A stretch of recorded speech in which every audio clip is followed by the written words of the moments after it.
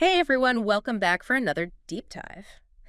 Today we're taking a look at the world of fintech design. Yeah, exciting stuff. It is. And it's all thanks to an article someone sent in about picking the right digital agency when you're in financial services. Oh, yeah, saw that one. I thought it was really fascinating. So whether you're getting ready for a big meeting or you're thinking about giving your company's app a makeover or you're just, interested in fintech, this is the deep dive for you. We're going to be talking about some pretty eye-opening stats and real-world examples. Absolutely. That show just how much design impacts a company's bottom line and your experience as a user.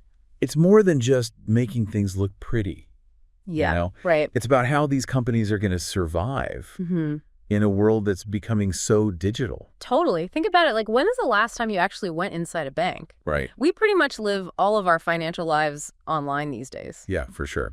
And if those experiences are clunky, we're all just a couple of clicks away from switching over to a competitor. Exactly. And the article really highlights that urgency. There's some stats in there from Salesforce. 88% of customers expect companies to have stepped up their digital game. Wow. And 68% say that the pandemic actually pushed their expectations even higher. Oh, wow. Yeah, I can see that. So it's really make or break time for a lot of these companies. And here's another one. Almost 9 out of 10 organizations get how important customer experience, CX, is, but only about 30% have an executive who's actually responsible for it. Right. Huge disconnect. And that really shows just how much we need specialists who can bridge that gap between what the customers need and what actually gets developed. That's where fintech designers come in. Right. But like the article says, finding the right ones can be a huge pain. Oh, yeah, for sure. The article doesn't hold back on how frustrating it can be for executives. It talks about agencies that just don't get how complicated financial products are. It's like trying to explain the metaverse to someone who still uses a flip phone. Right. And financial products aren't just your average app. You've got all that sensitive data and the regulations and security protocols, so the stakes are super high. Right. Misaligned expectations are a recipe for disaster. Yeah, I bet. So then what happens? They end up with this super beautiful design, but you can't use it in the real world? Right. It's like having like a gorgeous hand-drawn map, but it leads you right off a cliff. Yeah, exactly. That's what the article calls the unusable beauty trap. And UXDA, the agency that actually wrote the article, talks about working with this large insurance company, and they created this visually stunning product. Okay. But then it turns out it was a total nightmare for people to actually use. Ouch. A design fail of epic proportions. Yeah. So they went with style over substance, it sounds like. It's the takeaway is aesthetics are just one tiny piece of the puzzle. Yeah. You need designers who are obsessed with finance and who put the user's needs first. Right.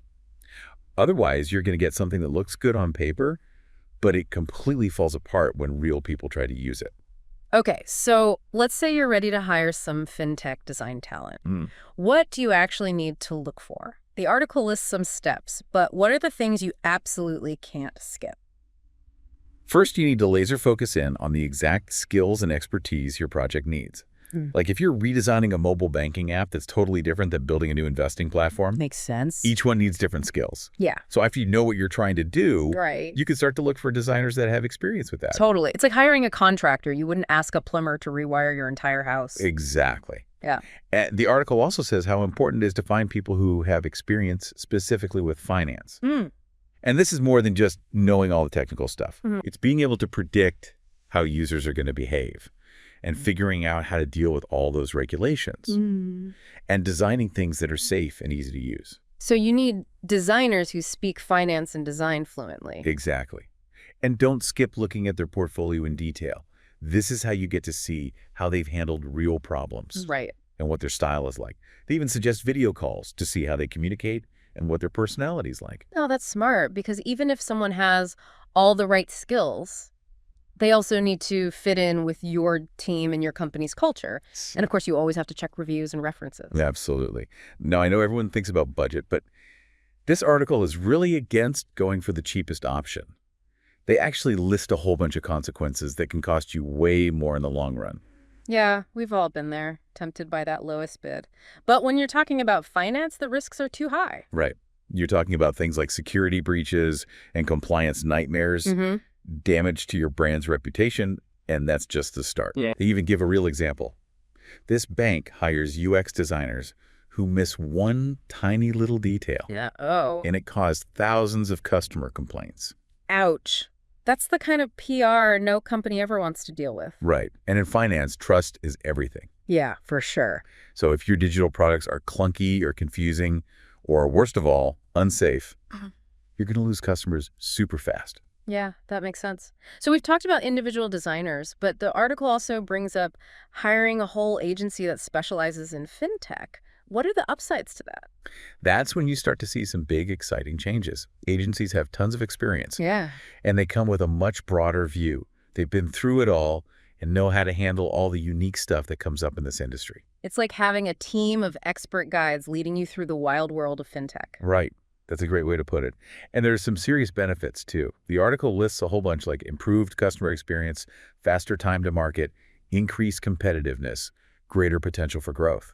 Okay, I'm starting to see why agencies are appealing. So a well-chosen agency becomes more than just a vendor. Right. They become a strategic partner. Exactly. And they can help you build this whole user-centric way of thinking throughout your company. Right. And that leads to better products, happier customers, and in the end, a stronger bottom line. All right, before we go any further, let's connect this all back to you, the listener. Why should you care? Yeah, good point. How does this affect your daily life? Okay, so think about the financial apps that you use every day. Mm-hmm. Which ones make you smile? Oh, I like that. Which ones make you want to throw your phone across the room? Oh, that's a good one. I definitely have a few in that second category. Right. That's exactly it. That feeling you get, whether it's delight or frustration, that's the power of design. It has a direct impact on everything from your money to your stress levels to how much you trust a company. Wow, I never thought about it that way. Yeah. And here's where it gets really interesting for businesses. When a company gets that user experience right, it leads to some pretty tangible benefits, like happier customers, less churn, faster growth, a better reputation. It's a win-win. Yeah, I'm starting to see the bigger picture now. It's not just about how it looks. It's about creating financial products that actually make people's lives better. Absolutely. That's why picking the right design partner, whether it's a freelancer or an agency, is so important.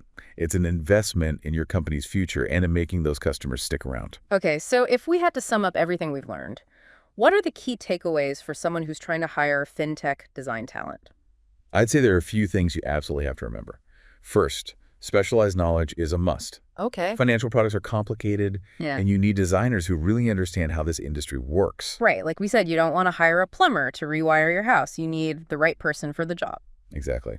The second thing is put user needs above everything else. It doesn't matter how beautiful a product is if it's a pain to use. Right. You need to focus on those experiences that are easy to use and make people's lives easier. So basically, form follows function. Yes, exactly. Third, never skimp on the research and testing. This is so important with finance because security and compliance are huge. It's like if you were building a bridge, you wouldn't want to cut corners on anything that makes it safe and sturdy. Absolutely not. And finally, remember that choosing a design partner is more than just a one-time thing. Yeah. It's about finding someone who can help you build that user-centric culture within your company. That's what will really make you successful in the long run. Got it. That makes a lot of sense. I feel much more informed now. But before we move on, I want to touch on something else. The article talks about the pop benefits of working with a fintech agency. Oh yeah, good one. What are they? This is where it gets exciting. They actually list 9 key advantages. Okay. And they all come back to creating a better experience for the customer and building a stronger business. All right, give me the highlights. What are some of the biggest benefits? Well, the first one is that a specialized agency can help you create a truly amazing customer experience. Okay. Happier users, less churn, and ultimately a stronger brand reputation. That makes sense. They have the knowledge and the experience to really understand what users want. Exactly. Yeah. And that expertise can also help you get your product out there faster. Okay. In the fintech world, speed is everything. And an agency can streamline the design process so you can launch before your competitors. That's a huge advantage. It is. And of course, all of this means you're more competitive. It's so crowded out there, so you need to stand out. And a well-designed product can help you do that. So you're not just trying to keep up, you're trying to be the leader. Precisely. And this is where it gets really interesting. A fintech agency can also help you find new ways to grow. They can help you see those new opportunities and all the new technologies and create products that are truly innovative. So they can really help you be more innovative. They can. And they can also help people in your company work together better. Okay. A good agency will work closely with your teams, making sure everyone's on the same page and working towards the same goal. That's so important because these projects can get really messy if people aren't communicating. Exactly. A good agency will help you avoid all that. They can also help you work more efficiently, which saves you money in the long run. So they're not just a creative team, they're a valuable asset. Exactly. And all of this leads to customers who are more satisfied. When people love using your products, they'll stick around, tell their friends, and basically become fans of your brand. That's what every company wants. Yes. And finally, a fintech agency can help you adapt to change. The world is constantly evolving, and you need to be able to keep up. Right. So it's about being prepared for the future. Exactly. And all of these benefits can ultimately lead to more revenue growth. Okay. I'm sold. But before we wrap up completely, I want to circle back to something you mentioned earlier about building a user-centric culture. Can you talk more about that? Sure. This is where the real magic happens. A user-centric culture means that everything you do revolves around the customer. Okay. You're always asking, how can we make this experience better for our users? So it's not just about hiring a design agency, it's a whole different way of thinking. Exactly. It's about shifting your focus from what can we build to what problems can we solve for our customers. That's a big shift, and I imagine it affects everything from how you develop products to your marketing and even customer service. Absolutely. And here's the thing. It's not just about making your customers happy. Okay. It's also about making your employees happier and more engaged. When people feel like they're part of something bigger, something that's actually making a difference, they're going to be more motivated and passionate about their work. That's awesome. So it's a win-win for everyone. Exactly. And that's why I think the article's closing thought is so important. It asks you, the listener, to think about the financial apps you use and ask, which ones make me happy? Which ones make me want to pull my hair out? That's such a good exercise. It really makes you realize how powerful design can be. Yeah, and then it goes even further and asks, what would it take to bring that level of, user focus to my own projects, my products, my company? That's a good question. It's so easy to get caught up in the day-to-day and forget about the big picture. It is. But, in fintech, design isn't just about how things look. It's about solving problems, building trust, and creating experiences that really empower users. And we've seen just how important it is to find designers who get financial products, who put users first, and can handle, the specific challenges that come up in this industry. Right. And whether you go with a freelancer or a whole agency, the important thing is to find a partner who understands what you want to achieve and can help you build that user-centric culture. Because that's what's going to make you stand out from everyone else. Exactly. Now, the article focuses a lot on choosing the right design partner, but I think it points to something even bigger, this need for a fundamental change in thinking. Ooh, interesting. Tell me more. Well, think about it. For a long time, financial services have been seen as necessary, but not exactly fun. Kind of like going to the dentist.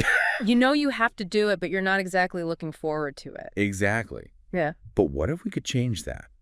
What if we could make those financial experiences not just safe and efficient, but also engaging and intuitive, even enjoyable? That would be huge. It would. And I think that's the real challenge and the real opportunity in fintech today. It's not just about building better apps. It's about changing the whole way people think about managing their money. So it's about going beyond just meeting users' needs to actually anticipating them and going above and beyond. Exactly. It's about creating those experiences that are so smooth and easy to use that they completely change how people think about their finances. Now, that's a challenge worth taking on. It is, because when we design for delight, we create better products and a better future. Wow, that's a powerful thought. So to all our listeners out there, we challenge you to embrace this vision. Think about the financial products you use. How could they be better? How could they be more focused on you, the user? How could they empower you to take control of your financial well-being? Because the future of fintech isn't just about technology, it's about people. And it's up to all of us to design that future. And on that note, we'll wrap up this deep dive. Thanks for joining us. See you next time.